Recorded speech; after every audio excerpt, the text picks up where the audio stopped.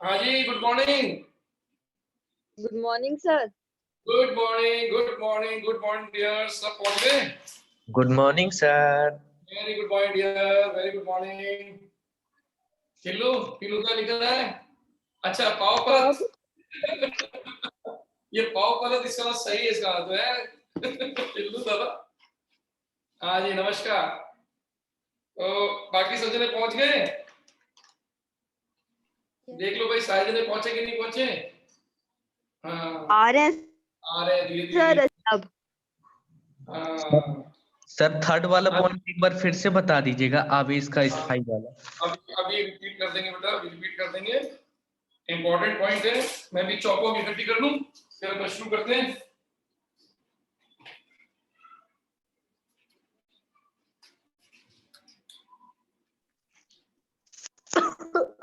Good evening sir. Good evening, good evening. Good morning करनी है कि गुड इवनिंग करनी है?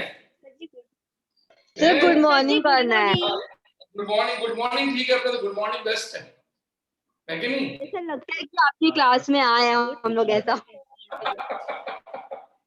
इसीलिए इसीलिए गुड मॉर्निंग जरूरी है। जी सुनिए ना। हाँ जी, बोलिए। Good morning sir.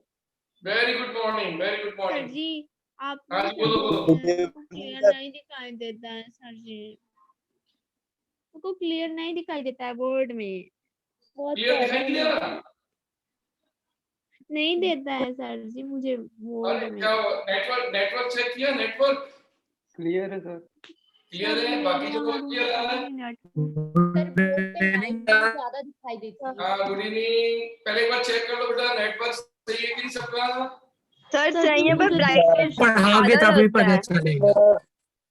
जतीन होता है, मेरे को आपको बताई थी ना। क्या क्या क्या? Network issue. अच्छा, हाँ हाँ, नहीं नहीं पता है यार, तुम्हारा दुख हम नहीं समझेंगे तो। चलिए तो शुरू करें अपन। Yes sir. तो ये देख लीजिए, इसका मतलब कल जो हमने गुड मॉर्निंग टॉपिक सर। लिखा था, ये बहुत इंपॉर्टेंट टॉपिक है जीओसी का, है कि नहीं? और वो टॉपिक क्या था? Stability of RS. मैं अपनी बात को क्लियर कर दूं बेटा, आरएस की स्टेबिलिटी बहुत जरूरी है, क्योंकि आरएस एक हाइपोथेटिकल, एक परिकल्पनिक, नॉट रियल, नारियल संरचना है। असली संरचना होती है आरएच, रेजोनेटिंग हाइब्रिड। लेकिन आरएच को बनाने में सबसे ज्यादा योगदान, सबसे ज्यादा स्टेबल आरएस देता है। तो आरएस 4 बने, 5 बने, 6 बने, 10 बने, सबके सब मिलकर आरएच बनाएंगे, लेकिन आरएच को ज्यादा बनाने में योगदान सबसे स्टेबल आरएस करता है। अब पॉइंट आता है, सर आरएस की स्टेबिलिटी कैसे चेक करें? तो आरएस की स्टेबिलिटी को चेक करने के लिए हमने 1, ये 2, ये 3 और ये 4 स्टेप, ये थे स्टेप्स। हमने 4 स्टेप पहले सीख लिए, क्योंकि ये 4 स्टेप सबसे इंपॉर्टेंट स्टेप है और ज्यादातर आंसर इन्हीं से निकल जाते हैं। कुछ जरूरत पड़ती है तो एक्स्ट्रा स्टेप डेवलप करते हैं, नहीं तो 4 स्टेप में काम हो जाता है। तो पहला स्टेप क्या था, अगर आपको मैं हिंट दूं तो पहला स्टेप था कि न्यूट्रल आरएस ज्यादा स्टेबल होगा पोलर से। और आप समझ गए, इसका मतलब है कि जो आपका न्यूट्रल है उसका ऑक्टेट भी कंप्लीट और जो पोलर है उसका ऑक्टेट भी कंप्लीट। तो दोनों का अष्टक तो पूर्ण है, लेकिन एक उदासीन है और एक ध्रुवीय है। तो उदासीन सदैव पहले नंबर पे आएगा, उसको बाहर कर दो। ये पहला स्टेप हो गया। मान लो आपका आंसर इससे नहीं निकला या पहला पकड़ के आ गया, तो सेकंड स्टेप में क्या करते हैं, पोलर आरएस को पोलर आरएस से तुलना करते हैं। सर ब्राइटनेस ज्यादा। हाँ सर ब्राइटनेस बहुत ज्यादा है सर, बहुत ज्यादा लग रहा है। बहुत शाइन कर पोलर आरएस से तुलना करें तो वो पोलर आरएस ज्यादा स्थायी है जिसका अष्टक पूर्ण है, और वो जिसका अष्टक अपूर्ण है। तो जिसका ऑक्टेट इनकम्प्लीट है उसको कर दो पीछे, और जिसका ऑक्टेट कंप्लीट है उसको कर दो आगे। अब आता है तीसरा स्टेप।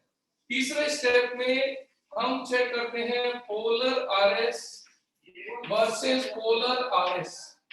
लेकिन इसमें खासियत है कि या तो ये ऑक्टेट कंप्लीट हो या फिर ये ऑक्टेट इनकम्प्लीट हो। तो ऑक्टेट कंप्लीट को ऑक्टेट कंप्लीट से कर रहे हैं, ऑक्टेट इनकम्प्लीट को इनकम्प्लीट से कर रहे हैं। लेकिन इसमें स्टेबिलिटी किस पे डिपेंड करती है? नेगेटिव इलेक्ट्रोनेगेटिव पे हो, पॉजिटिव इलेक्ट्रोपॉजिटिव पे हो। और यहाँ इलेक्ट्रोनेगेटिव पे पॉजिटिव हो एंड इलेक्ट्रोपॉजिटिव पे नेगेटिव हो। तो पॉजिटिव पे पॉजिटिव, नेगेटिव पे नेगेटिव हो तो स्टेबिलिटी ज्यादा आएगी। ये अपन तब देखते हैं जब हमारे दो पदों से आंसर नहीं निकला। अब आता है इसके बाद नंबर चौथा। नंबर चौथा होता है चार्ज डिस्ट्रीब्यूशन। तो चार्ज डिस्ट्रीब्यूशन के दो पार्ट हो गए। ये रहा, ये था opposite charges plus and minus, और ये था आपके प्लस एंड प्लस या माइनस एंड माइनस। तो इसका मतलब अगर सेम चार्जेस हो तो दूरी कम का आरएस दूरी अधिक से ज्यादा इसका है, क्योंकि ऑपोजिट चार्ज है। और ये अगर समान चार्ज है तो दूरी अधिक वाले आरएस की स्थिति दूरी कम वाले से ज्यादा। ये हमने किए थे 4 पदों में अपना क्वेश्चन। और मैंने आपसे कहा था कि सबसे इंपॉर्टेंट पॉइंट है कि आपको जब भी एग्जामिनर पूछे कि बताइए इनमें से कौन ज्यादा स्थायी है, कौन कम स्थायी है या क्रम दो, तो फिर ये इन पदों का उपयोग किया। अब जैसे मैंने एक एग्जांपल दूं, तो देखो ये एक एग्जांपल, मान लीजिए मैंने आपको यहाँ पर दिया ए,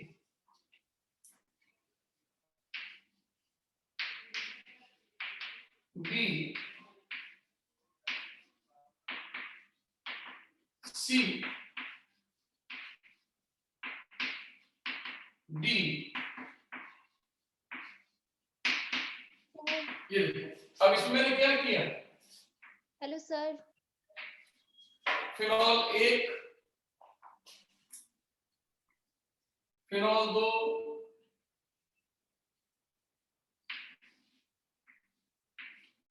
फिनॉल 3। लेटर साइज थोड़ा बड़ा कर लो बच्चे। अच्छा लेटर साइज बड़ा करूं? लेटर का साइज बड़ा करता हूं बेटा। तो ये आपका यहाँ पर, और नंबर डी। सर लाइट भी बहुत ज्यादा दिख रहा है बोर्ड पे। है बेटा, लाइट बहुत ज्यादा है बोर्ड पे, कुछ क्लियर नहीं दिखाई दे रहा है। बोर्ड पे जैसे लाइट बहुत ज्यादा ना साइन कर रहा है। अब आई सर लाइट बंद कर दो पूरा। है। नहीं दिखेगा। यस सर, सब चिमनी बार के पढ़ाई था इनको भी अब दिखाई दे रही है? सर अभी भी बहुत ज्यादा है ब्राइटनेस। सर सेंटर में लाइट थोड़ा लाइट पर कुछ नहीं दिख अब रहा, देखो, अभी भी नहीं है। ठीक है अब सही है? सर जैसे कार्ड वाले काम यस सर ठीक है। थोड़ा बहुत दिख गया? सर आप सर अब ठीक है। पहले हो गया। हाँ चलिए बेटा, अब एक बार चेक कर लीजिए। देखो आपके सामने मैंने फिनॉल के 4 आरएस लिखे हैं। मैं वापस अपनी कल वाली बात रिपीट करता हूं, जब भी कोई कॉन्जुगेटेड सिस्टम हो, संयुग्मी तंत्र हो, उसको आरएस बोलते हैं। तो सोचो चारों आरएस हैं। अब आपको ये बताना है कि इन चारों में स्थायित्व का क्रम क्या होगा। तो आप सबसे पहले इस बास्केट में जो चारों पड़े हुए हैं, इसको पहले स्टेप से शुरू करो। तो सबसे पहले चेक करो इसमें कौन ऐसा है जो सबसे पहला नंबर ले जाएगा। ए नंबर। क्योंकि ये इस समय आप देख रहे हो न्यूट्रल है, जबकि सब के सब ये पोलर है। देखो ये देखो, सब के सब पोलर है, सब पे आगे जा रहा है। इसका मतलब हमारा पहले स्टेप करने से एक आगे आ गया। अब आपकी बास्केट में बच गए 3। अब इन तीनों को देखोगे तो 3 में सेकंड स्टेप लगाओ, octet complete versus octet incomplete. तो आप इसके अंदर ऑक्टेट देखोगे तो मैंने आपसे कहा था ऑक्टेट देखने में आपका टाइम कैसे बचे। तो जहां पॉजिटिव वहां जाके देखो बस क्यों। तो देखो यहां जाके देखो आप, तो यहां देखोगे तो आपका ऑक्टेट कंप्लीट है, क्योंकि 1 2 3 और साथ में इस ऑक्सीजन पे लगा हुआ है, लोन पे है। तो इसका मतलब इसका ऑक्टेट कंप्लीट है। फिर इसको चेक करो तो इसका ऑक्टेट भी कंप्लीट है, इसका ऑक्टेट भी कंप्लीट, इसका ऑक्टेट भी कंप्लीट, इसका ऑक्टेट भी कंप्लीट, इसका ऑक्टेट भी कंप्लीट। तो इसका मतलब हुआ कि ये वाला स्टेप काम नहीं कर रहा। अब आ जाओ ये वाला। अब की बार आप चेक करके देखो तीसरा, पॉजिटिव पे पॉजिटिव, नेगेटिव पे नेगेटिव। तो यहाँ चेक करके देखो नेगेटिव पे पॉजिटिव है, पॉजिटिव पे नेगेटिव है। लेकिन सब में ऐसा ही है, सब में ऐसा, इसका मतलब ये तीसरा स्टेप ही काम सर एकदम ब्लर हो रहा कर देगा। है सर कहाँ क्या है कुछ दिख ही नहीं रहा है। सर सर जी बहुत पूरा blur हो रहा ब्लर है। थोड़ा तो थोड़ा ब्लर आ रहा है। सर जी इससे अच्छा तो भाई कृपया माइक में ना रोई, नहीं तो माइक गीला हो जाएगा। सबके सबके ब्लर आ रहा है क्या? यस सर यस सर, सबके में ब्लर है। दिख जाएगा। नेटवर्क इश्यूज धीरे आ अभी जाए। देखते हैं बेटा नेट में, मेरे को लगता है देखता हूँ नेट में। प्लस माइनस कुछ समझ नहीं आ रहा है सर। सर लास्ट टाइम जब पढ़ा रहे थे ना तब दिख ही थोड़ा नहीं रहा है। ठीक ठाक क्लियर दिख रहा था। अच्छा अच्छा अच्छा अच्छा अच्छा। चलो इसे अभी देखते बेटे को नेट का देखिए देखो। सर आप थोड़ा बड़ा लिखिएगा ना तो हो सर जी इससे अच्छा तो फिजिक्स वाले सर पढ़ाते उसी में पढ़ा दीजिए ताकि नेटवर्क इशू सब झंझट दूर। स्क्रीन में अच्छे से दिखेगा। आप देखो हाँ अब सर, आप स्क्रीन अभी आ शेयर जाएगा, में। अभी आ जाएगा, अभी से आ जाएगा देखो। सर पूरे बोर्ड बड़ा में बड़ा लिखिए, दिखाई एकदम दे बड़ा रहा है। बड़ा। पूरे बोर्ड में एक लेटर लिख एकदम बड़ा एक वर्ड में एक बड़ा प्लस बड़ा नहीं, भजिया भजिया Yes, लिखो। आप बड़ा सारे बोलते हो तो सारे बोलते हो समझ में मतलब मामला गड़बड़ा रहता है। एक सर, बोलता है मैं बोल रही हूँ कि बड़ा बड़ा लिखिए, बोल रही बहुत बड़ा बड़ा। नहीं, सर भजिया आ भजिया। सर आ गया सही अब बढ़ा दिया सर। ठीक हो गया सर। सर अब क्लियर देखो अब क्लियर हो गया। Yes, sir. है। Yes sir. अब मेरी बात सुनो चुपचाप। मैंने आपसे कहा ये चारों के चारों आरएस हैं। सबसे पहले इन्हें पहले स्टेप से लोगे तो ए नंबर सबसे आगे आ गया क्योंकि वो न्यूट्रल है। अब जितने बचे वो पोलर है, लेकिन पोलर में सेकंड रूल लगता है कि पोलर में ऑक्टेट कंप्लीट वाला पोलर ऑक्टेट इनकम्प्लीट से ज्यादा स्टेबल है। तो हमने देखा सबका ऑक्टेट कंप्लीट है, इसका सेकंड स्टेप काम नहीं कर रहा। फिर तीसरे स्टेप पे आ जाए। तीसरा स्टेप कहता है चार्ज कहां पर है, इलेक्ट्रोनेगेटिव पे negative, electro positive pay positive वाला हो तो स्टेबल। तो तीनों के अंदर एक जैसी कंडीशन है, ओ पे हमेशा ही पॉजिटिव है, तो इसका मतलब ये वाला रूल भी काम नहीं कर रहा। अब नहीं कर रहा तो फिर चौथा रूल। अब चौथे रूल में देखो चार्ज डिस्ट्रीब्यूशन, तो आप देखोगे चार्जेस अपोजिट है कि चार्ज सेम है। अपोजिट चार्ज के बीच की दूरी देखेंगे अपन, तो दूरी कम, तो चेक करके देखो इसमें दूरी ये रही, डी इसमें दूरी ये रही और इसमें दूरी ये रही। तो अब अपने दिमाग का उपयोग करो कि इसमें कौन ऐसा है जो सबसे कम स्थायी है।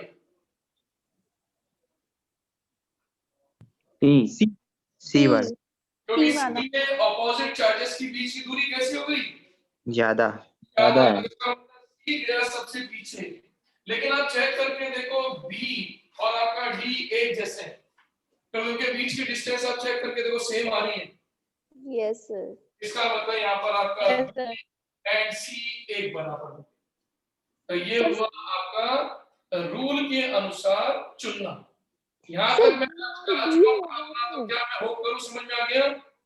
सर वहाँ पे बी और डी होगा ना, वहाँ पे sir side B and D होगा, आप वहाँ सी पे लिखती हो। डी सही है। Yes sir. चलिए यस सर। आज अपन एंट्री करने जा रहे हैं 4 स्टेप करने के बाद अब 5वां स्टेप। तो आज शुरू करते हैं 5th स्टेप।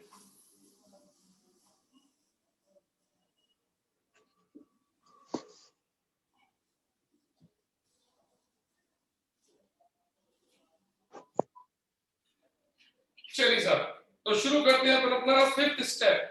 और 5th स्टेप के अंदर देखिएगा ये नंबर 5वां, नंबर 5वें के अपन कर सकते हैं कि सतत आरएस। सतत आरएस का मतलब होता है कंटीन्यूअस। ये है कंटीन्यूअस आरएस, हमेशा क्रॉस यानी कि विपरीत आरएस से ज्यादा स्टेबल होगा। अब आपको सर ये सतत क्या है और ये क्रॉस क्या है, तो मैं आपको हिंट देता हूं इसका क्या मतलब है। इस एग्जांपल से समझना। For example CH2 double bond CH, CH double bond CH and CH2 negative, ये हो गया हमारा A। और एक मैं बना रहा हूं CH2 double bond CH, then CH double bond CH2 and negative देखो ये रहा बी।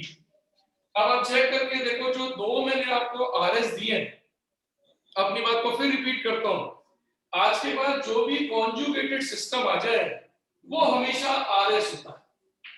इसका मतलब ये भी आरएस है और ये भी आरएस है। अब पॉइंट क्या आता है इसमें, सबसे पहले फर्स्ट रूल लगाओ ताकि देखो आपको याद होना शुरू हो जाए। पहला रूल लगाओ। क्या पहला रूल एप्लीकेबल है क्या? No sir. ये छोड़ दो। फिर चेक करो second rule. No sir. No, क्योंकि ऑक्टेट कंप्लीट इनकम्प्लीट ये तो दोनों में कंप्लीट है, क्योंकि नेगेटिव वाला तो हमेशा ही कंप्लीट होगा, देखने की भी जरूरत नहीं है। तो इसका मतलब दोनों का ऑक्टेट कंप्लीट है तो सेकंड रूल लगेगा नहीं। अब तीसरा रूल चेक करो, नेगेटिव पे नेगेटिव, पॉजिटिव पे पॉजिटिव, तो देखो इसमें तो एक ही चार्ज है। सर आपका सर माइक रुक गए क्या? हाँ इसका नहीं मतलब रुके हैं सर। एप्लीकेबल नहीं होगा। नहीं है। अब आता है चार्ज डिस्ट्रीब्यूशन, तो दिमाग लगाओ, चार्ज डिस्ट्रीब्यूशन तभी काम करेगा जब चार्ज कितने हो? दो। दो। तो लेकिन चार्ज कितने हैं? एक। एक है। चौथा रूल भी एप्लीकेबल नहीं होगा। आएगा, पांचवा रूल। अब सतत का या कंटीन्यूअस का क्या मतलब है? कंटीन्यूअस में आप देखो ये जो नेगेटिव है ये अपनी डेंसिटी जब डालना शुरू करेगा तो इलेक्ट्रॉन का फ्लो एक ही डायरेक्शन में चलेगा। देखो ये देखिए आप, ये देखिए आप, इसका मतलब आपका नेगेटिव किनारे से डलना शुरू होगा तो नेगेटिव बनेगा बॉन्ड, बॉन्ड बनेगा नेगेटिव, नेगेटिव बनेगा बॉन्ड, बॉन्ड बनेगा नेगेटिव। तो सोचिए आपके इलेक्ट्रॉन का प्रवाह, इलेक्ट्रॉन का फ्लो एक ही डायरेक्शन में आ रहा है। जबकि सेकंड वाले को आप देखो, सेकंड वाला इधर भी कॉन्जुगेटेड हो रहा है और इधर भी कॉन्जुगेटेड हो रहा है, तो ये नेगेटिव इसके साथ भी रेजोनेंस कर सकता है और चेक कीजिए ये इसके साथ भी रेजोनेंस कर सकता है। तो इस समय इसके जो डायरेक्शन है वो आप नोट कीजिए, दो तरफ हो गए। इसका मतलब अगर आपका कोई आरएस चारों नियम की पालना नहीं करे तो फिर ये पांचवा नियम काम करता है, जिसमें हम देखते हैं कि हमारा आवेश अगर एक ही दिशा में चल रहा है तो उसको तो बोलते हैं कंटीन्यूअस, और यदि दो जगह जाने की कोशिश करता है तो फिर हम उसको कहते हैं विपरीत। तो अब आप चेक करके सोचिए कि दोनों में से स्टेबिलिटी किसकी ज्यादा? एक ही। एक ही। स्टेबिलिटी बी के मुकाबले ज्यादा। ज्यादा। इतना सिंपल सा रूल है नंबर 4, सॉरी 5th। नहीं समझ आया। सर जो फिफ्थ वाला वो कंटिन्यूअस लिखा है कि कंडीशन क्या लिखा है मतलब? कंटीन्यूअस, कंटीन्यूअस बेटा, ये कंटिन्यू कंटीन्यूअस में वापस लिख देता है। सतत में। ये सर प्लीज थोड़ी बड़ा लिखिए ना। ये लो सुन, कंटीन्यूअस। बड़ा लिखिए बड़ा। तो कंटीन्यूअस आरएस का मतलब होता है जिसमें चार्ज एक ही डायरेक्शन में चले, यूनी डायरेक्शनल।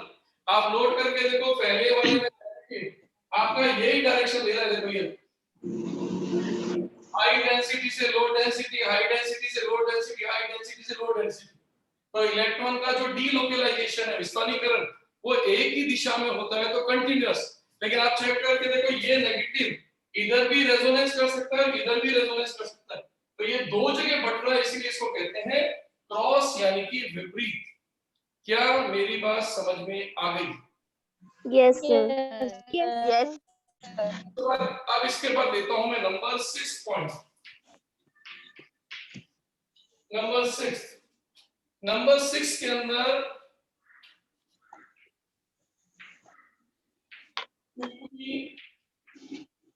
वैलेंट आरएस, जिसका मतलब होता है हिंदी में तुल्यकारी,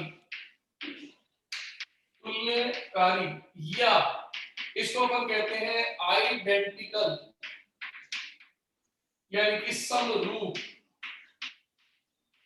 आरएस सदैव नॉन आइडेंटिकल आरएस से ज्यादा स्थायी होता है। अब पॉइंट आता है सर ये आइडेंटिकल क्या होता है और ये नॉन आइडेंटिकल क्या होता है, इक्विवेलेंट क्या होता है या नॉन इक्विवेलेंट क्या होता है, तुल्यकारी क्या होता है और अतुल्यकारी कैसे होता है। तो मैं आपको एक एग्जांपल समझाता हूं, देखो आपको समझना है इस क्वेश्चन को। जैसे उदाहरण के तौर पर मैंने एसीटेट आयन लिख दिया, देखो ये देखो एसीटेट आयन। अब आप सोच के देखो क्या ये एसीटेट आयन इसका नाम है एसीटेट आयन। अब आप सोच के बताओ क्या ये एसीटेट आयन कॉन्जुगेटेड सिस्टम बना रहा है कि नहीं बना रहा? बना रहा है। यस सर, बना अब इसमें रेजोनेंस बना रहा है। तो आपको पता है रेजोनेंस में क्या करना होता है, बहुत सिंपल सा काम। अगर किसी को रेजोनेंस की स्ट्रक्चर बनानी हो तो बहुत आसान है, जो एटम है उनको जैसा लिखा है उसका ढांचा वही का वही रख दो, तो अगला ढांचा ऐसे ही बनेगा। देखो CH3, ये CO और ये O, जो जहां पर है वहां रख दो, लेकिन आवेश एकांतर चला जाएगा। देखो कैसे, यहां से नेगेटिव चल के यहां आ जाएगा, तो आपका डबल बॉन्ड अल्टरनेट चला जाएगा। तो सोचिए इसका मतलब आपका इस समय एसीटेट आयन 2 में अनुनाद करता है, ये कहला रहा है आपका रेजोनेंस। लेकिन इस रेजोनेंस में हम नोट करो इसके 2 आरएस बन रहे हैं, आरएस की संख्या 2 है, तो यहाँ पर आपके आरएस बन रहे हैं 2। लेकिन आप नोट करके देखो दोनों आरएस में क्या खासियत है कि दोनों के दोनों आरएस आइडेंटिकल है। आप कहोगे कैसे, मैं बताता हूं इसका तरीका। ऑक्सीजन पर नेगेटिव चार्ज है, तो चेक करो यहाँ पर भी ऑक्सीजन पे कौन सा चार्ज है, नेगेटिव। नोट करके देखो दोनों एक जैसे हैं, दोनों में कोई अंतर नहीं है। देखो CH3 CH3, ये C डबल बॉन्ड O, ये C double bond O, and O negative and O negative. इसका मतलब दोनों बिल्कुल एक जैसे हैं। जब कोई भी आपका रेजोनेंस संरचनाएं एक जैसी हो, लेकिन एक जैसी कब, जब उनके विद्युत ऋणी परमाणु पर आवेश समान रूप से रहे। तो यहाँ पर आपका O पे नेगेटिव है और देखो यहाँ भी O पे नेगेटिव है, तो इन दोनों को बोला जाएगा इक्विवेलेंट आरएस, यानी तुल्यकारी आरएस, यानी एक जैसे। अब आप कहोगे सर अतुल्यकारी क्या होता है, तो मैं आपको समझाता हूं। देखो अतुल्यकारी में क्या होगा,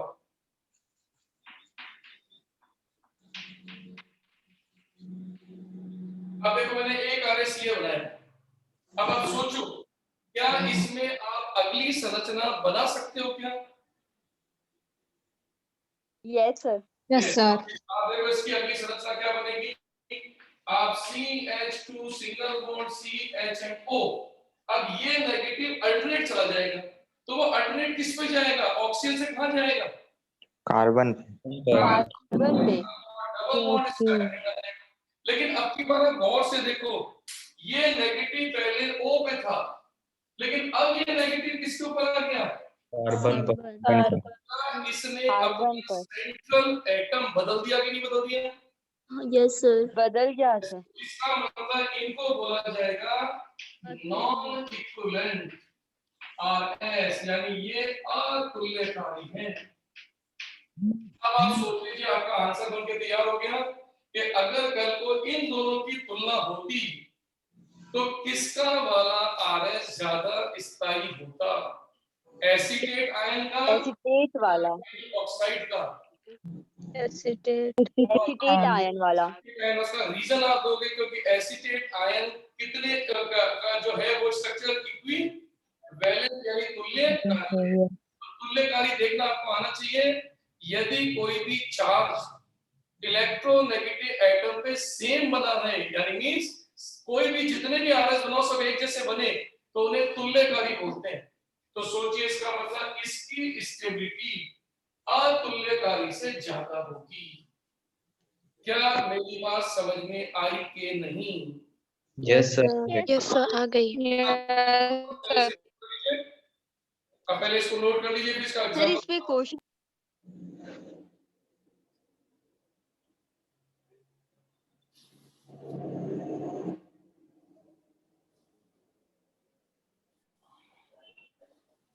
यस, अब देखिए मैं आपको एग्जांपल में, जैसे पेपर में क्वेश्चन कैसे आएगा अब समझाता हूं। देखो मैं आपको, पेपर में क्वेश्चन आएगा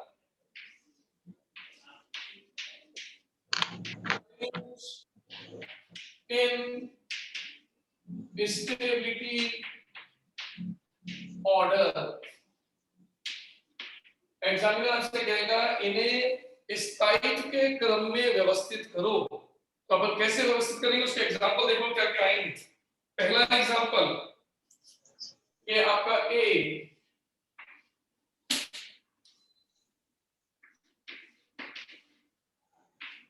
इसको पेपर में ऐसा लिखा हुआ रहेगा, ये देखो ऐसे लिखा हुआ आता है, रिंग की जगह पर पीएच आ जाता है।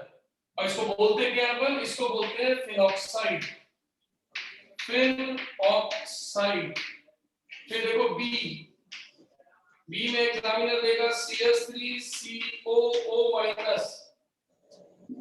ये वाला, इसको एग्जामिनर लिखता है ACO।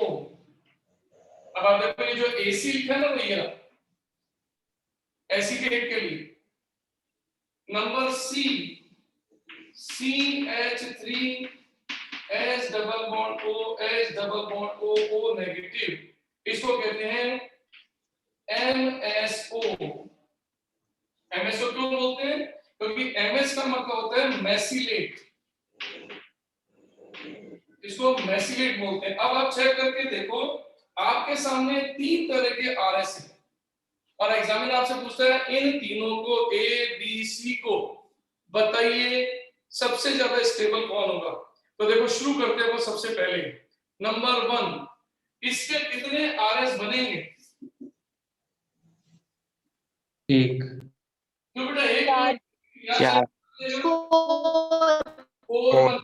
तो इसके RS के नंबर होंगे 4 होंगे 4, क्योंकि यहाँ पर 1, यहाँ पर है 2, यहाँ पर है 3, यहाँ पर है 4, ये 4। और चेक करो इसके कितने RS बनेंगे? 2। नेगेटिव यहाँ से वापस यहाँ आ जाएगा तो 2।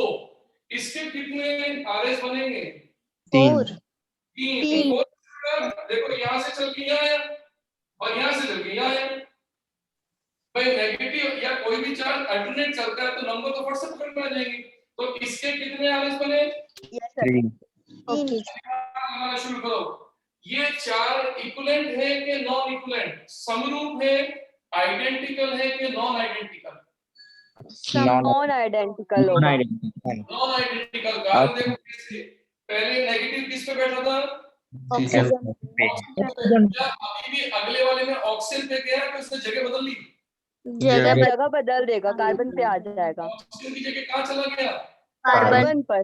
कार्बन पे। तो अपना पेरेंट एटम बदल रहा है तो वो ये है नॉन आइडेंटिकल। इसका मतलब ये इस समय नॉन आइडेंटिकल कहलाएगा या नॉन इक्विवेलेंट कहलाएगा। अब इसको देखो नंबर ये वाला एसीटेट आयन इक्विवेलेंट है कि नॉन इक्विवेलेंट है? इक्विवेलेंट। इक्विवेलेंट है। ये आपका इक्विवेलेंट RS हो गया। देखो इसके बाद इसको चेक करो, सर ये भी इक्विवेलेंट होगा।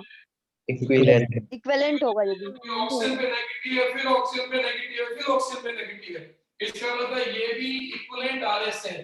तो अब आप दिमाग लगाओ इन तीनों में से कौन है जो इस श्रेणी में इस बास्केट में जाएगा।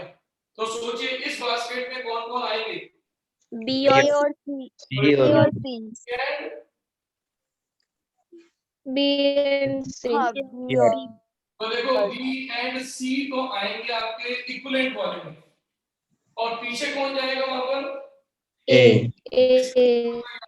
इसका मतलब क्लियर हो गया कि नंबर ऑफ RS अगर इक्विवेलेंट नॉन इक्विवेलेंट पे आते हैं तो RS के नंबरों की संख्या की कोई वैल्यू नहीं है। सबसे डोमिनेंट दूसरा तीसरा। लेकिन अब आप चेक करके देखो दोनों इक्विवेलेंट है, लेकिन अब नंबर वैल्यू रखेगा तो सोच के बताओ किसकी संख्या ज्यादा है? तो आपके C वाले के कितने नंबर हैं? 3। इक्विवेलेंट RS है जबकि इसके 2 इक्विवेलेंट RS हैं। इसका मतलब आपको पता है यहाँ संख्या काम करेगी। तो अब आप सोच के बताओ असली में आपका स्थायित्व का क्रम क्या बना? CBA।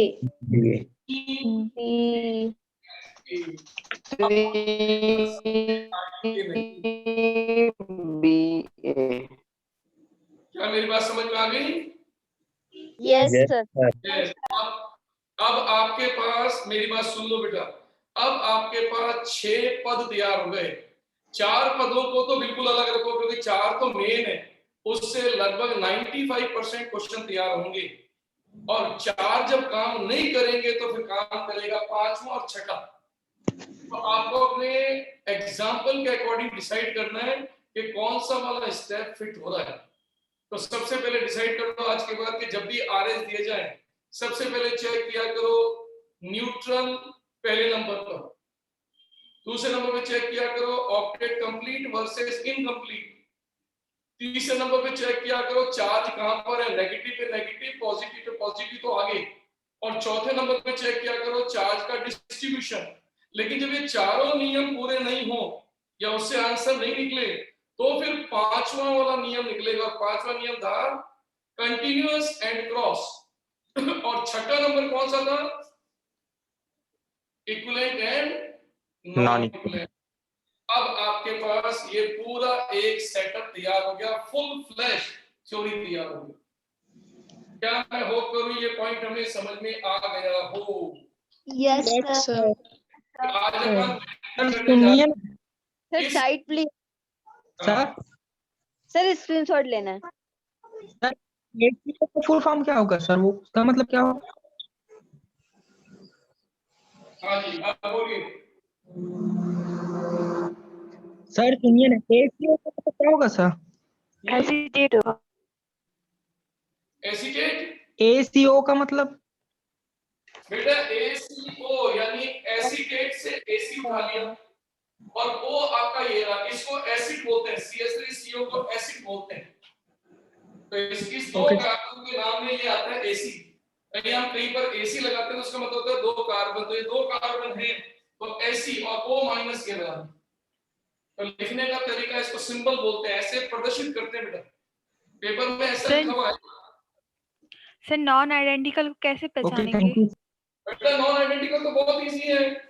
यदि कोई भी आवेश अगर सेंटर जिसको इंग्लिश में बदल ले, देखो बहुत सिंपल सा कंसेप्ट दिमाग लगाओ। इस समय आपका ये नेगेटिव किस पे बैठा हुआ है? ऑक्सीजन। क्या अगला वाला इसका जो आरएस बना क्या उसमें भी नेगेटिव ओ पे बैठा है क्या? No sir. No sir. अब इसको देखो, इसमें नेगेटिव ओ पे बैठा हुआ है तो इसमें भी नेगेटिव ओ पे बैठेगा। और दोनों की शक्ल एक जैसी है, बिल्कुल एक जैसे दोनों। हाँ यस सर अब आ गया। तो इक्विवेलेंट हाँ। हो गया। ओके तो सर क्या थैंक यू। इसको हटा दूं? Yes sir. Yes sir.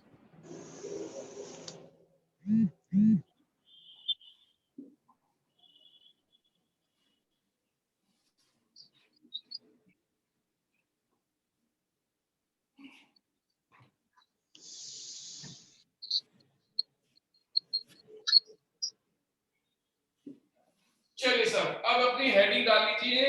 आज की अपनी इंपॉर्टेंट हेडिंग है एप्लीकेशंस यानी कि अनुप्रयोग ऑफ आर इफेक्ट, यानी कि अनुनाद के उपयोग। अब आपने जो अनुनाद सीखा है उससे हमको क्या क्या फायदे होने जा रहे हैं मैं आपको क्लियर करता हूं। तो हेडिंग डाल लीजिएगा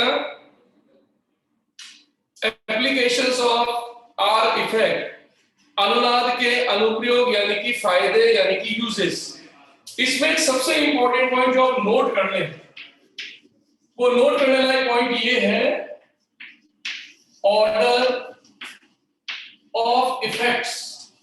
अब तक आपने जितने इफेक्ट्स पढ़े हैं उनमें क्या ऑर्डर है, कौन बड़ा है कौन छोटा है, सुन लीजिए आप। आज के बाद सबसे बड़ा ऑर्डर है आर। किसी भी संरचना में किसी भी यौगिक में अगर रेजोनेंस दिखाई दे रही है तो उसकी स्टेबिलिटी सबसे ऊपर।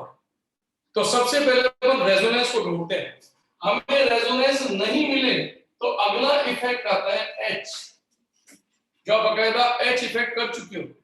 और अगर हमें एच इफेक्ट नहीं मिले तो फिर हम चेक करते हैं आई। तो आज के बाद ये है आपके पास ऑर्डर ऑफ इफेक्ट। तो आज के बाद ये सबसे बड़ा दादाजी, ये छोटे दादाजी और ये पोताजी। तो आज के बाद हम जब प्रभाव चेक करेंगे तो सबसे पहले रेजोनेंस देखेंगे।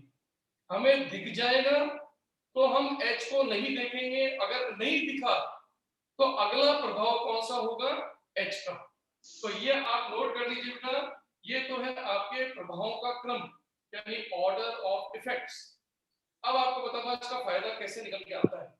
सबसे सर पहला एच मतलब हाइपर कॉन्जुगेशन ना, है एच मतलब हाइपर कॉन्जुगेशन ना। बेटा, हाइपर कॉन्जुगेशन तो कर चुके हैं। H effect. Yes sir, hyper conjugation है। वही इफेक्ट है। आई का मतलब इंडक्टिव, एच का मतलब हाइपर कॉन्जुगेशन, आर का मतलब रेजोनेंस। ये सब पढ़ा हुआ है ना? हाँ हाँ हाँ, तो बड़ा प्रभाव हाँ कौन सर, सा कंफर्म होगा? करी थी। अभी अभी उपयोग आएगा, समझ जाओगे। देखो कैसे। आज हम पहला क्या करने जा रहे हैं, सबसे पहले करने जा रहे हैं to determine stability of carbocations oblique carb free radicals. ये देखो, आज हम सबसे पहला काम ये करने जा रहे हैं। आज हम कार्ब धनायनों की स्टेबिलिटी करने जा रहे हैं, जो हम बकायदा इससे और इससे कर चुके हैं, लेकिन आज हम इससे भी सीख रहे हैं। अब आप कैसे, मैं आपको समझाता हूं, समझना बेटा। जैसे एग्जामिनर आपको जब क्वेश्चन देगा, ये देखिए आप, ये आपको क्वेश्चन देगा एग्जामिनर। एग्जामिनर कहेगा आपसे अरेंज इन स्टेबिलिटी ऑर्डर। तो आप कैसे क्वेश्चन सॉल्व करोगे, अब देखना। सबसे पहले A CH3 CH2 CH2 carbocation, फिर B CH2 double bond CH and CH2 carbocation, ये सी CH3 CH3 कार्बोकेटायन, फिर आएगा डी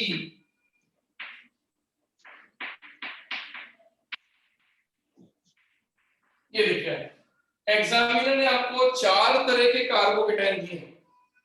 सबसे पहले शुरू कीजिए, इस टोटल 4 की बास्केट में ऐसे कौन कौन है जो इससे अपने आप को ज्यादा स्थायी कर रहे हैं। तो चेक करना शुरू करते हैं। क्या सबसे पहले नंबर 1 रेजोनेंस कर सकता है क्या? No, no sir. Sir. No sir. क्या सेकंड वाला रेजोनेंस कर सकता है क्या? Yes sir. तो इसको इस बास्केट में डाल दो। इसका मतलब यूं सोचिए कि यहाँ पर आपका आ गया बी। फिर सोचिए, क्या ये वाला रेजोनेंस कर सकता है क्या? No, sir. No sir. क्या ये रेजोनेंस कर सकता है क्या? Yes, yes sir. सर। तो इसका मतलब ये रेजोनेंस कर सकता है। Yes, sir. यस, इसका मतलब हमारे पास इस वाले के अंदर कितने आ गए? B or D. बी और डी। अब दिमाग लगाओ, इस बी और डी में से आरएस निकालो। तो सोचो, इस वाले बी के कितने आरएस बनेंगे? 2 यहाँ पॉजिटिव है तो 1, और ये यहाँ है तो दूसरा, तो टोटल 2। फिर इस वाले में चेक करो कितने आरएस बनेंगे। 4. 4। आरएस बराबर 4। तो सोचिए, इसका मतलब जिसके जितने आरएस उतना स्टेबिलिटी ज्यादा। इसका मतलब आज के बाद हम समझ जाए कि number of RS is directly proportional to stability. तो सोचिए, इन दोनों में से स्टेबिलिटी किसकी ज्यादा? D की. तो इसका मतलब डी की स्टेबिलिटी आपके बी से ज्यादा है। सही है? Yes, sir. अब बाकी 2 बच गए। अब बाकी 2 में ये आर नहीं था, तो किससे चेक करेंगे? H से. चेक करके देखो, इसमें एच है क्या? अब एच इफेक्ट याद कर लो, आपको याद होगा H effect. Yes sir. Yes sir. और एच इफेक्ट में क्या चीज गिनते थे अपन? Sp2. कार्बन और अल्फा हाइड्रोजन। हाइड्रोजन। तो दोनों इसमें कितने अल्फा हाइड्रोजन है? 2. चेक करके देखो, इसमें एच इफेक्ट के कितने अल्फा एच है? 6. अब सोच के बताओ, दोनों में से स्टेबिलिटी किसकी ज्यादा? C की. C की। इसका मतलब C is more stable then A. A। अब आप सोच के देखो, हम कैसे लिखेंगे? ये तो स्टेबिलिटी का ऑर्डर आ गया। हम बता सकते हैं, इसके लिए बोल सकते हैं SBR। आप कहोगे ये SBR क्या है? S का मतलब है स्टेबिलिटी, बी का मतलब है बाय और आर का मतलब है रेजोनेंस। इसका मतलब आपका ये डी नंबर किससे अपने स्थायित्व को प्रकट कर रहा है, तो अपन कहेंगे एस बी आर से। फिर बी को चेक करके देखो ये भी किससे स्टेबल हो रहा है, रेजोनेंस। ये भी रेजोनेंस से, तो ये भी हो जाएगा एस बी आर। फिर चेक करो सी वाला किससे हो रहा है, हाइपर कंजुगेशन से। तो लिखेंगे एस बी एच, यहाँ पर आर की जगह एच आ जाएगा। फिर चेक कीजिए ये किससे स्टेबल हो रहा है, हाइपर कंजुगेशन। हाइपर कॉन्जुगेशन से। इसका मतलब हमें इसकी जरूरत नहीं पड़ी। अब बताओ क्या आपको ऑर्डर देखना आ गया कि नहीं? Yes, sir. Yes sir. और बताइए ना। इसके बाद अगर आपको कोई भी कार्बोकेटाइन मिलता है तो सबसे पहले चेक करेंगे रेजोनेंस। रेजोनेंस से जो आएंगे उन्हें आगे लाते जाओ, और जिसका रेजोनेंस ज्यादा होगा हम उसकी स्टेबिलिटी ज्यादा मानेंगे। तो अब चेक करके देखो क्या आपको डी बी सी और ए का ऑर्डर समझ में आया कि नहीं? Yes sir. आ गया? Yes, sir. मैं Yes, कंफर्म sir. करता हूं, तो फिर मैं एग्जांपल चेंज करता हूं। Sir side please. हाँ ये लो।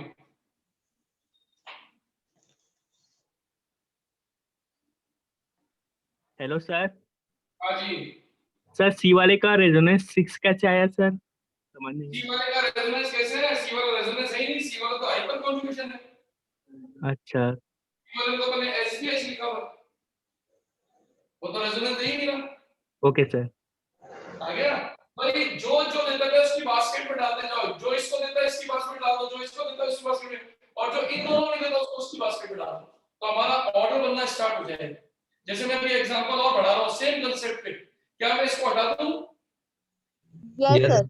यस, आप देखो नेक्स्ट।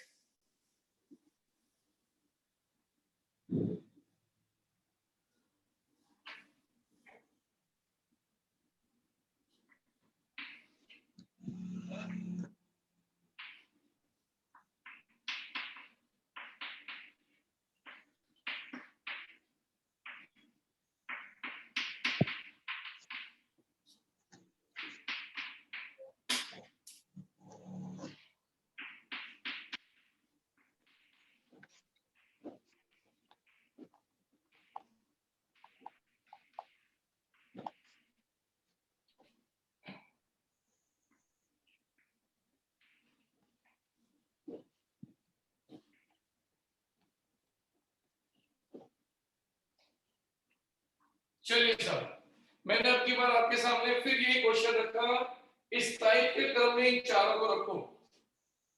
तो सबसे पहले आप अपना दिमाग का यूज करना शुरू करिए।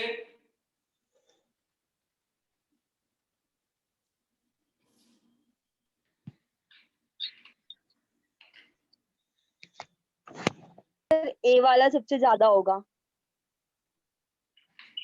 पहले अपना आंसर पूरा तैयार कर लो, फिर बोलना। एक बार अच्छी तरह से अपने कंसेप्ट उठा लो, क्या मैं अपने क्वेश्चन की आंसर की स्टार्टिंग कैसे करनी होती है। आंसर देना एम नहीं है, आंसर को कैसे देना ये एम है। टेक्निक को फिक्स करते जाओ, तब जीओसी के सारे क्वेश्चन सॉल्व होंगे। तो सबसे पहले पहचानना शुरू करो कि सब के सब कार्बोकेटाइंस हैं, पहला पॉइंट। अब पॉइंट आता है कि सबसे पहले चेक करना शुरू करो रेजोनेंस। तो चेक करके बताओ आपके पास रेजोनेंस करने वाले कितने हैं? 3. तीन। ये रेजोनेंस कर रहा है कि नहीं? Yes, sir. यस कर रहा है सर। कि नहीं? ये भी करेगा सर. ये कर रहा है कि नहीं? करेगा। ये कर रहा है कि नहीं? नहीं करेगा ये। नहीं करेगा। मोटे तौर पे दो बास्केट बन गई, आपका ए, आपका बी एंड आपका सी तो रेजोनेंस करने वाले हैं, लेकिन आपका डी सबसे चौथे नंबर पे गया। समझ में आ गया? और Yes. अब इनको आपको 1 2 3 देना है, क्लियर है? ये 1 ये 2 ये 3। तो अब आप चेक करना शुरू करो, ये चौथे नंबर पे डी तो आ चुका है। अब आप चेक करके बताओ कि इनमें से इसके आरएस कितने हैं?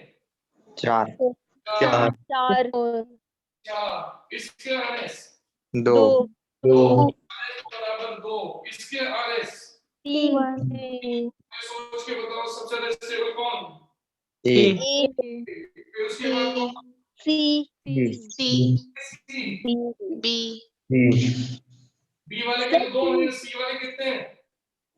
3 है। 3 सी सर C C वाला सी होगा सी के बाद B बी और सबसे लास्ट में आपका डी गया और आपका आंसर बन गया, खत्म। बस इतना छोटा सा करो। अब बताओ मेरी बात समझ में आई कि नहीं? Yes sir sir understand. कर इंडक्टिव पाएंगे इफेक्ट लगा के बताइए ना बेटा? सर। आई इफेक्ट से भी एक बताइए ना। आई वाला लेते हैं, ये वाला कंप्लीट समझ में आ गया? हाँ Yes. Yes sir. अब देखो एग्जांपल और ले लेता हूं मैं, देखो ये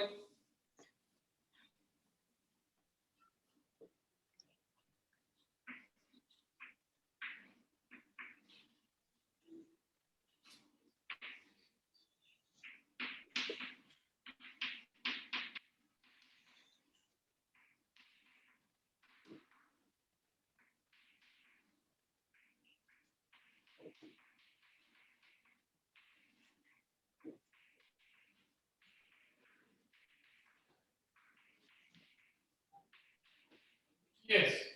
फिर क्वेश्चन आ गया, इन चारों कार्बोकेटायन को इस टाइप के क्रम में दो। तो जैसे उसने बोला अभी तलवार निकालो, ये रही आपकी तलवार। चेक करके देखो इसमें से रेजोनेंस करने वाला ए है क्या? नो छोड़ नो दो। सर। ये क्या? No sir. No sir sir Sir. Yes sir. इसे पकड़ना ये है क्या? No sir. सर रेजोनेंस वाली बास्केट में कौन जाके गिरेगा? सी वाला ये लो, सी सबसे पहले हो गया। इसमें आरएस के नंबर लिखने की जरूरत क्यों नहीं है? क्योंकि कोई दूसरा आरएस वाला है ही नहीं। इधर आपका ये अकेला है, तो ये आपका पहले नंबर पे हो गया सी। अब जो बच गए पीछे उनमें कौन सा इफेक्ट चेक करोगे? एच इफेक्ट वाला पर कौन है? एच इफेक्ट है कि नहीं? है यस सर। अल्फा देखो कितने हैं? ये अल्फा 3 एच है, इसमें अल्फा एच नहीं है अल्फा एच नहीं नो है No. नो 9 है। छह और 3 9। अब आप सोच के बताओ, रेस में ये 2 रह गए, इसका मतलब इन दोनों में से कौन आ गए? D D. ये कौन? ए A. अब आप सोचो, ये जो सी वाला था ये तो था एस बी आर, जबकि डी और ए वाले थे एस बी एच। तो कौन सा बच गया? S B I I effect B B वाला आपका आर से क्लियर हो रहा है कि एस से क्लियर हो रहा है, या फिर ये केवल आई लगा रहा है? Sir आई only. इफेक्ट केवल आई लगा रहा है, तो ये आपका आंसर हो गया बी और आपका स्टेबिलिटी बन के तैयार। अब बताओ मेरी बात समझ में आ गई कि नहीं? यस। और ध्यान रखना, कार्बोकेटायन और कार्ब रेडिकल एक जैसे हैं। अगर कल को एग्जामिनर इसकी जगह पर फ्री रेडिकल बना दे तब भी आपके आंसर में नो चेंज। अगर ये इसकी जगह पर ये फ्री रेडिकल बना दे तब भी यही आंसर आएगा सेम। कार्बोकेटायन और कार्ब रेडिकल की टेक्निक में कोई अंतर नहीं अब बताओ पहला पॉइंट समझ में आ गया कि नहीं? Yes sir. यस। इसको यस स्नैपशॉट सर तो फिर मैं अगला स्टेप देता हूं, नंबर 2।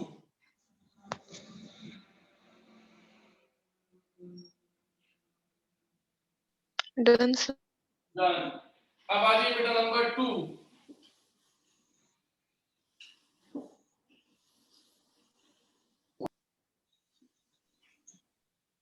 अब आता है नंबर 2। नंबर 2 के अंदर to determine stability of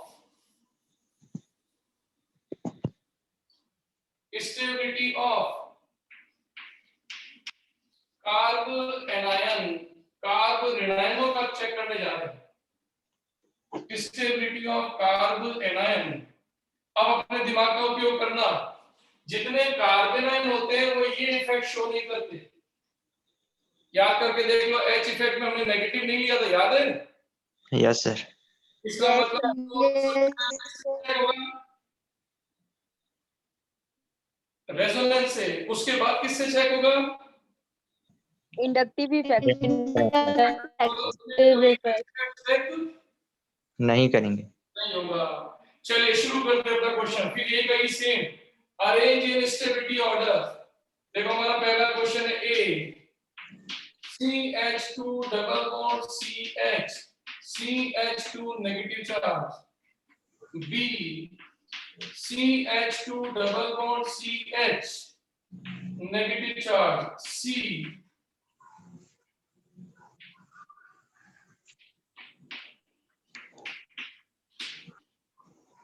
D,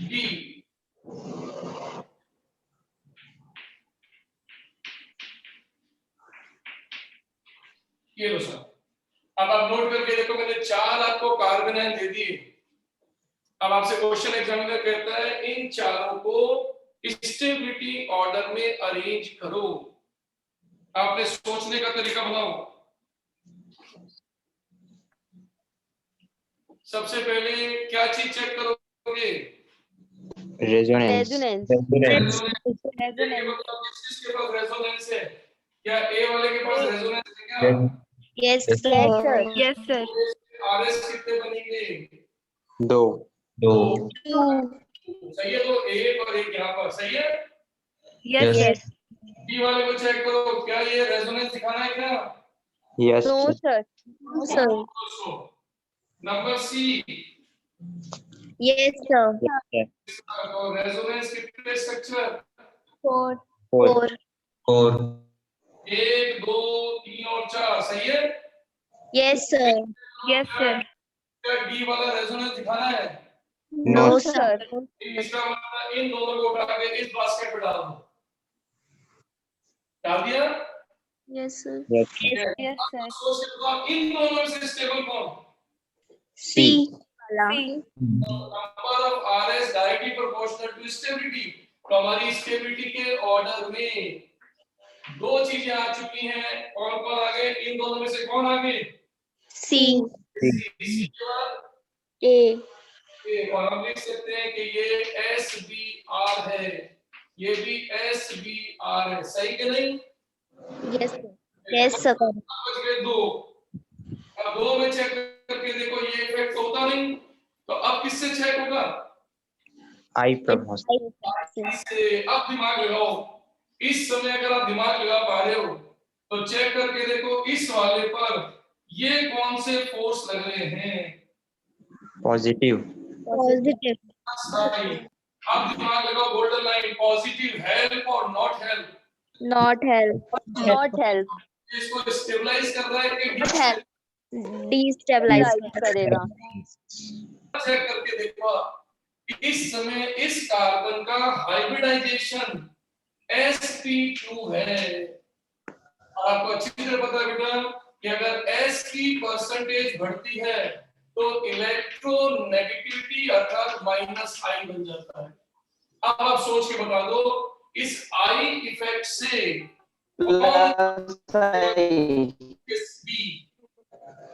B.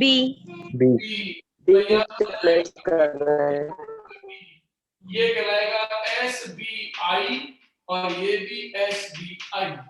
आप समझ जाओगे SBI का मतलब? Yes sir. Yes, sir. I बने इंडक्टिव इफेक्ट। आपको स्टेबिलिटी समझ में आई कि नहीं आई? सर बी वाला का रीजन एक बार और बताइए ना। बी वाले में ध्यान रखो, मेरी बात को समझना, मैं आपको समझा देता हूँ। इस बात का ध्यान रखना कि अगर S परसेंटेज आता है तो हमेशा ध्यान रखना वो EN कहलाती है, उसको कहते हैं वो इलेक्ट्रोनेगेटिव हो गया और हमेशा वो -I लगाता है। अब आप कहोगे S परसेंटेज, तो ध्यान रखना sp हाइब्रिडाइजेशन, sp2 हाइब्रिडाइजेशन और फिर sp3। क्योंकि चेक करके देखो sp के अंदर जो s की परसेंटेज है वो 50 है और sp2 में 33.33% और sp3 के अंदर है केवल 25%। तो आज के बाद अगर ट्रिपल बॉन्ड आता है तो वो ज्यादा स्टेबल है। जैसे कल को अगर एग्जामिनर आपको ये एग्जांपल देता, देखो यहाँ दिखाता हूँ, देखो अब देखो जैसे for example CH3 CH2 negative, CH2 CH negative and CH triple bond C negative. तो A B और C।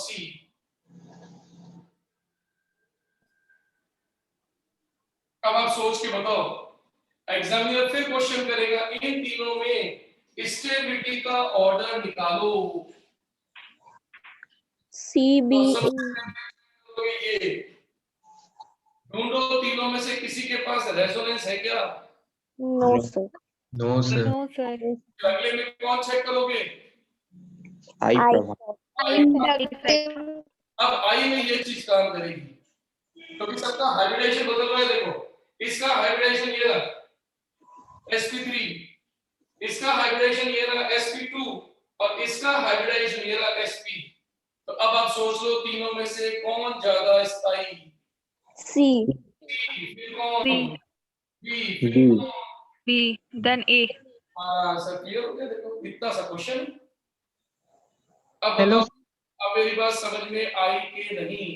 बेटा प्रियंका आ गई। आज आपने लिखा फ्री रेडिकल, तो मैंने आपको कहा था फ्री रेडिकल और कार्बोकेटाइन एक जैसे हैं। जिस बच्चे को कार्बोकेटाइन का ऑर्डर आता है वही को वही फ्री रेडिकल का होता है, दोनों में कोई अंतर नहीं है। सर अब सुन। बताओ आया कि नहीं? Hello sir. हाँ जी। सर हमेशा कार्बन पे माइनस। सर एच इफेक्ट का यूज इसमें क्यों नहीं करते सर? एच इफेक्ट का यूज इसमें क्यों नहीं करते सर? क्योंकि अरे आपने एच इफेक्ट पढ़ा नहीं क्या? पढ़ा हूँ सर आगे पार्ट पीछे सा पार्ट हो गया पूरा। एच इफेक्ट की शर्तें क्या थी? आपकी सबसे पहली शर्त थी sp2 कार्बन होना चाहिए। yes sir। तो सोचो जिस पे नेगेटिव होगा वो कभी sp2 हो ही नहीं सकता ना। नेगेटिव वाला कार्बन तो sp3 उसमें sp3 में जाएगा, सिंगल वाला कार्बन। दिमाग लगा के देखो, जो आपने एच इफेक्ट पढ़ा वहां जाके देखो। यस उड़ गया सर पुराना वाला ही। बिल्कुल सिंपल सा कांसेप्ट है। वही तो सर याद नहीं है। ओके थैंक यू सर, हो गया क्लियर। पढ़ो आगे में। Yes sir. यस अब देखो अगला एग्जांपल, इसी कैटेगरी में फिर एग्जांपल ले लो नया। ये देखिए अपनी बात, ये क्वेश्चन भी खूब आता है। Number A CS3COO negative, CS3CH2O negative, C peroxide और नंबर डी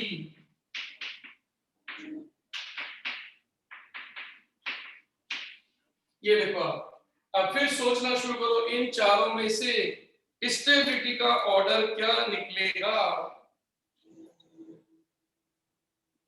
कोई सही उपयोग करो।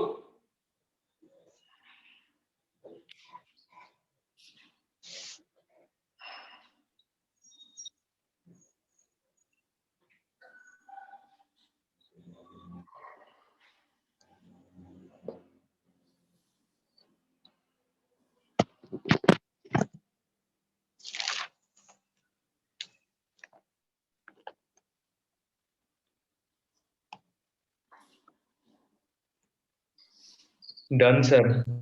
गुड, आराम से चेक करना शुरू करो, जल्दबाजी नहीं। सबसे पहले चेक करके देखो सबके सब नेगेटिवली चार्ज। सबसे पहले क्या चीज चेक होगी? Resonance. रेजोनेंस देने वाले कौन कौन है इनमें से? A C and D। आपका रेजोनेंस कितने आरएस बनाएगा? दो। दो।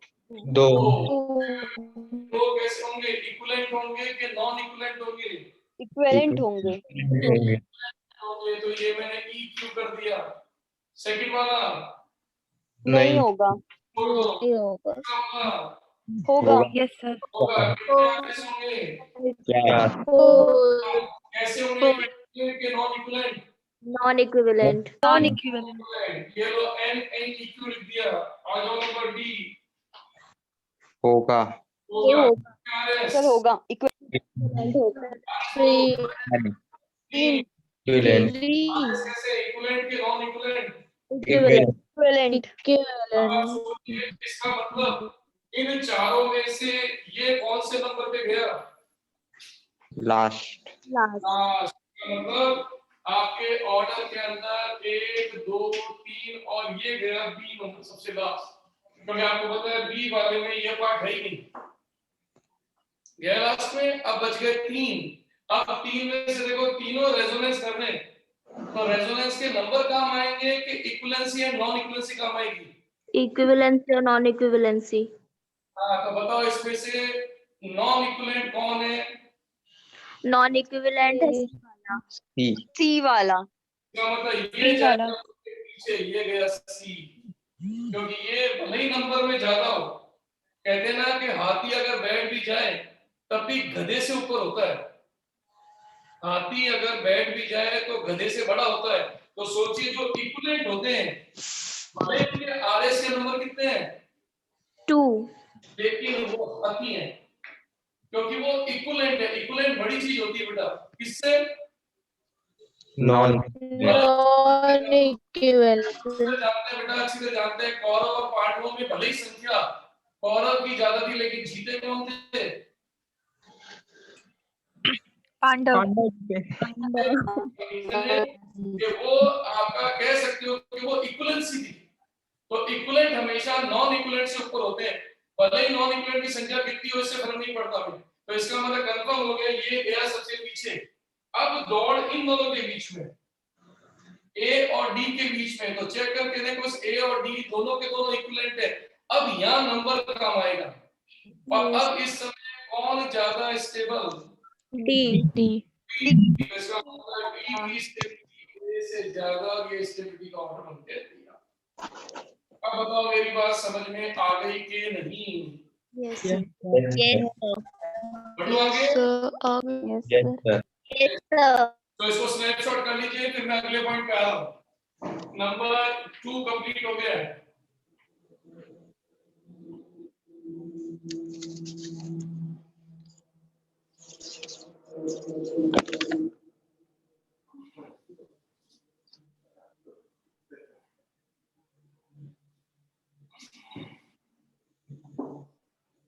यस, अब आ जाओ बेटा एप्लीकेशन नंबर 3, और एप्लीकेशन नंबर 3 के अंदर हम लेने जा रहे हैं टू डिटरमाइन एसिडिक स्ट्रेंथ, अम्ल सामर्थ्य। याद करके देखो, ये पॉइंट अपन पहले भी कर चुके हैं, acidic strength. Yes, sir. Yes, sir. Yes, sir. Yes, sir.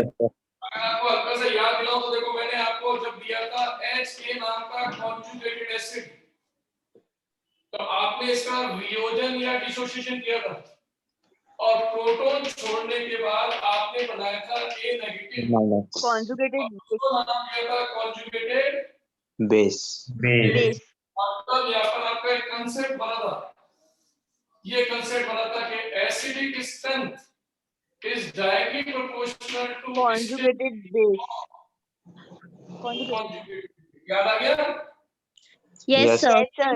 जिसका कॉन्जुगेट बेस जितना स्टेबल होगा उसकी अम्लीयता, उसकी अम्ल सामर्थ्य यानी वो उतना प्रबल अम्ल होगा। तो हमेशा अम्ल की प्रबलता निर्भर करती है कॉन्जुगेट बेस की स्टेबिलिटी पे। अगर ये कम स्थायी होगा तो ये दुर्बल होगा। ये कंसेप्ट याद आ गया? Yes, sir. Yes, sir. Yes, sir. आज हम इसी कंसेप्ट का यूज इसमें करने जा रहे हैं। तो चलिए चेक करते हैं कैसे। अब की बार क्वेश्चन बनेगा ऐसे, arrange in acidic strength order. अब देखो नंबर ए CH3CH2OH, बी ये phenol, C acetic acid, number D methyl sulphonic अम्ल। अब आप देखो ये सब के सब जो मैंने आपको दिए ये सारे के सारे कॉन्जुगेटेड एसिड है ये वाला।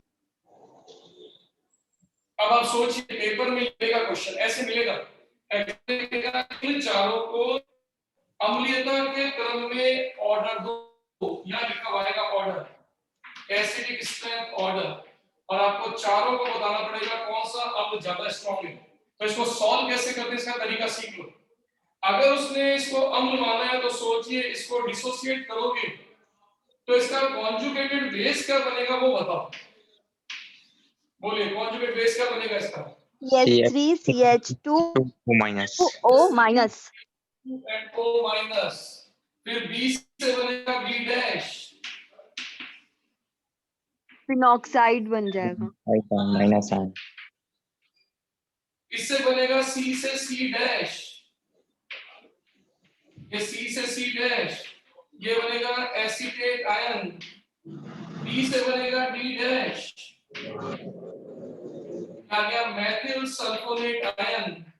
अब आप सोच के बताओ stability order of conjugated base बताइए क्या है? इन चारों की स्टेबिलिटी ऑर्डर सोचो कैसे निकालोगे?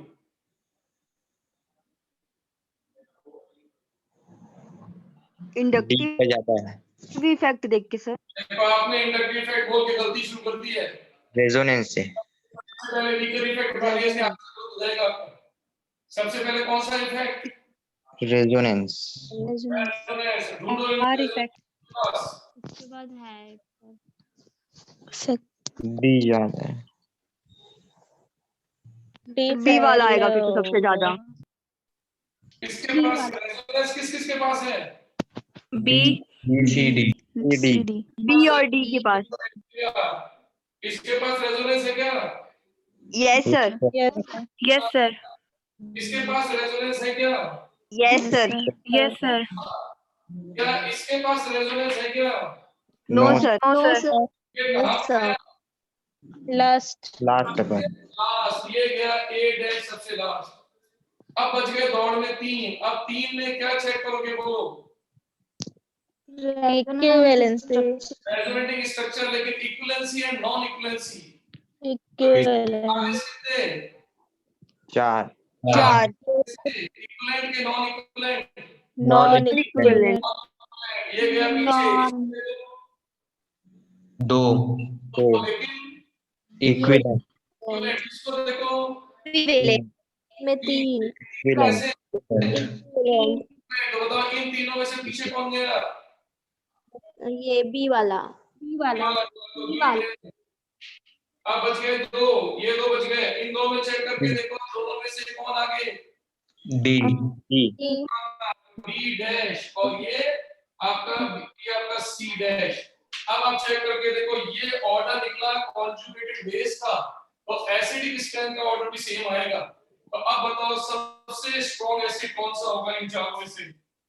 डी डी डी सी फिर कौन होगा? बी बी फिर कौन होगा? A.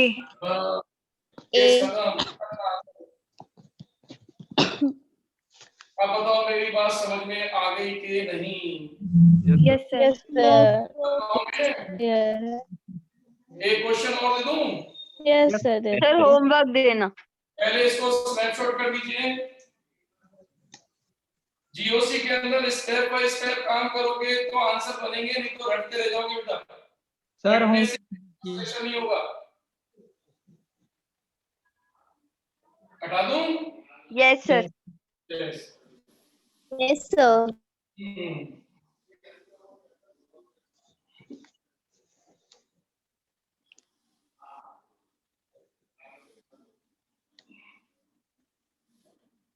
अब देखिए यहाँ पर अब की बार क्वेश्चन आपका जो सीख कर आए उस पे नया तरह से क्वेश्चन, जो भी सीख कर आए वही की वही चीज, लेकिन पूछने का तरीका अलग। तो तरीका क्या है, इस तरीके को समझो। एग्जामिनर कहता है ये order of rate of reaction of acids with sodium hydroxide. अगर वो पेपर में ऐसा लिखा हुआ आएगा तो आपसे कहेगा आप ऑर्डर दीजिए NaOH के सापेक्ष क्रियाशीलता का। तो सबसे पहले मैं क्या लिख रहा हूं, क्वेश्चन देखो, ए CH3COOH, B CH3CH2OH, C देखो वही का वही क्वेश्चन जो भी थोड़ी देर पहले दिया था, और डी ये देखो। अब सोच के देखो, एग्जामिनर ने सिर्फ लैंग्वेज बदली है, कैसे लैंग्वेज बदली, उसने कहा ऑर्डर दीजिए रेट ऑफ रिएक्शन का, लेकिन किसके सापेक्ष, सोडियम हाइड्रोक्साइड। आप सोच के देखो NaH होता क्या है, एसिड होता है कि क्षार, बेस। होता है। आपको अच्छे से पता है कि ये सब के सब कॉन्जुगेटेड एसिड हैं और इनकी क्रिया कराई जाएगी NaOH के साथ, यानी ये सब के सब NaOH के साथ रिएक्ट कर रहे हैं। अब आप सोचो अम्ल और क्षार की क्रिया होगी, क्योंकि ये है आपका बेस। तो सोचिए एसिड बेस की रिएक्शन होगी, तो सोचिए आपका एसिड क्या करेगा, प्रोटॉन छोड़ देगा। प्रोटॉन छोड़ेगा तो बनेगा CH3COO नेगेटिव, और यहाँ जुड़ जाएगा सोडियम। और अब इससे फर्क नहीं पड़ता, हमारे क्या आगे देखो कॉन्जुगेटेड बेस। अब ये चीज के साथ करोगे तो हालांकि ये रिएक्शन पॉसिबल नहीं है, लेकिन अपन लिख सकते हैं CH3CH2O नेगेटिव Na, और इसी तरह से इसको लिख सकते हैं, तो ये बनाएगा सोडियम फिनॉक्साइड, और इसकी रिएक्शन लोगे तो ये बनाएगा सोडियम का मेथिल सल्फोनेट। ये देखो, अब आप सोच के दिमाग लगाओ, इस रेट ऑफ रिएक्शन में सबसे फास्ट कौन रिएक्शन करेगा बेस के साथ। तो अपने दिमाग पे जोर डालो, क्षार के साथ क्रिया वही करेगा जिसकी अम्लीयता ज्यादा होगी। मतलब एसिडिक स्ट्रेंथ में इन चारों में से कौन तगड़ा है, डी। सी। मतलब सबसे फास्टेस्ट रिएक्शन डी करेगा, क्योंकि जितना प्रबल अम्ल होगा वो उतना क्षार के साथ तेज क्रिया करेगी। तो जो रेट ऑफ रिएक्शन एसिड्स की है उनमें सबसे प्रबल एसिड की रेट फास्ट। अब सोचो बच गए 3,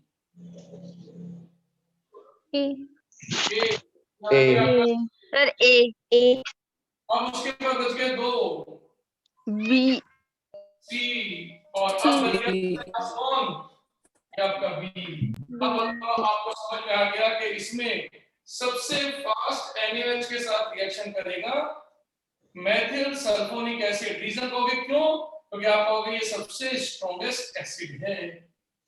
तो सिर्फ ध्यान रखना, क्वेश्चन की लैंग्वेज बदलेगी, कंसेप्ट नहीं बदलेगा। कंसेप्ट हमेशा यही काम आएगा जो आप हमेशा करते आ रहे हैं, सिर्फ ऊपर की लैंग्वेज बदल जाएगी।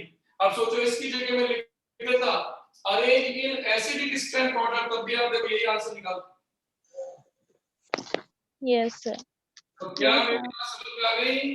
यस सर, तो कल आप ध्यान यस रखिएगा, सर, कल इसको अच्छी तरह पढ़कर आना। कल मैं कुछ और एप्लीकेशंस आपको कराऊंगा, इसके आगे का टॉपिक अपन पढ़ेंगे और इसमें यूज करेंगे इसका। क्लियर है? प्लीज सर, यस सर, पक्का?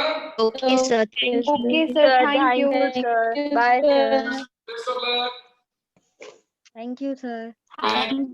Thank you sir.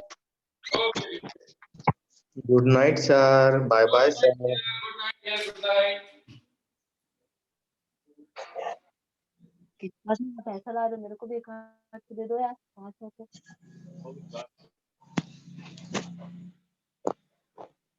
केक खाने आ जाओ, केक खाने।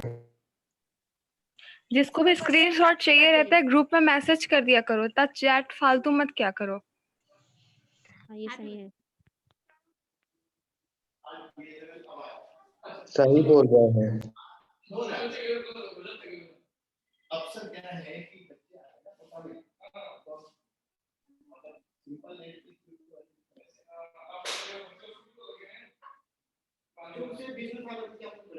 आज तो आपने होली की कैसे? वो होली का वो अच्छा चोट चली। चलो सर बताओ।